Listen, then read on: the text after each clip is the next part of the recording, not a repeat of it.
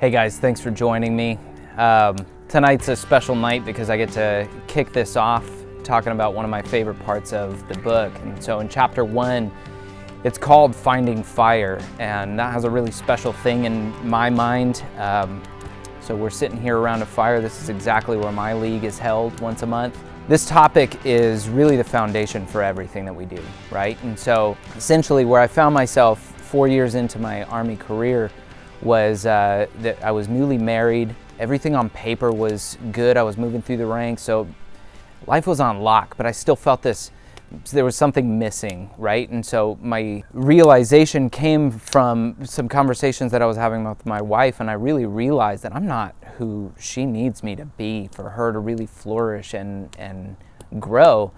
So it kicked off this kind of learning phase for me. I was trying to figure out what was missing, and what I ended up identifying was that society was pulling manliness and what men need to be like as this Homer Simpson type guy, kind of dopey, not really owning his life, just going through the motions, and I didn't like that. And so I started calling that average, and I wanted to buck that. And then on the other side, I had this idea that was coming out of church and things that I'd grown up with, where you're supposed to be the spiritual leader for your family. And I knew I wasn't doing that well enough. And so I was very frustrated, kind of this tug of war of like, what direction should I go in? And as I started that learning curve, that quote, so again, in the military, this came up all the time, but Edmund Burke said, the only thing that evil needs to succeed is for good men to do nothing. And I loved that. And so I really leaned into this idea of like, okay, I need to become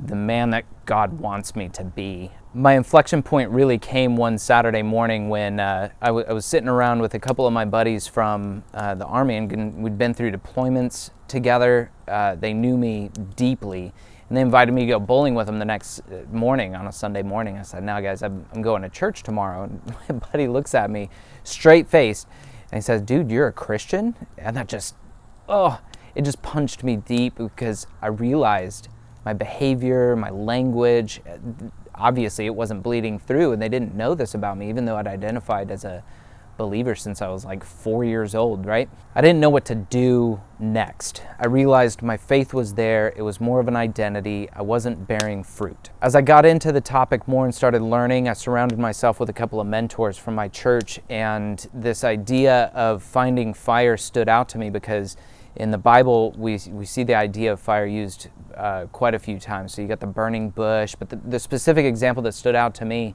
was the Israelites wandering in the desert after they left Egypt, and they got to follow a pillar of fire at night. So God would lift this pillar up and put it somewhere else, and they had something to actually look at and say, "Oh, that's God. He's here. He sees me, and He's providing for me. I need to live in a way that glorifies Him." And I wanted that guidance. I wanted that direction for my life. So this isn't a salvation issue. I knew that I was saved. I was there. I believed that God had died for me on the cross, and so I knew I was going to heaven after I died, but I wanted to make sure that my life was actually being led in a way that glorifies Him.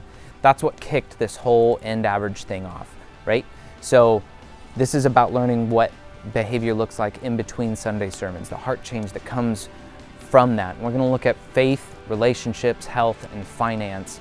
And these are the key areas in life that I really want to hone into. But for tonight at your league, I just want you to really focus on what that fuel is. What is keeping you engaged? What's drawing you closer to the Bible, to your relationship with God?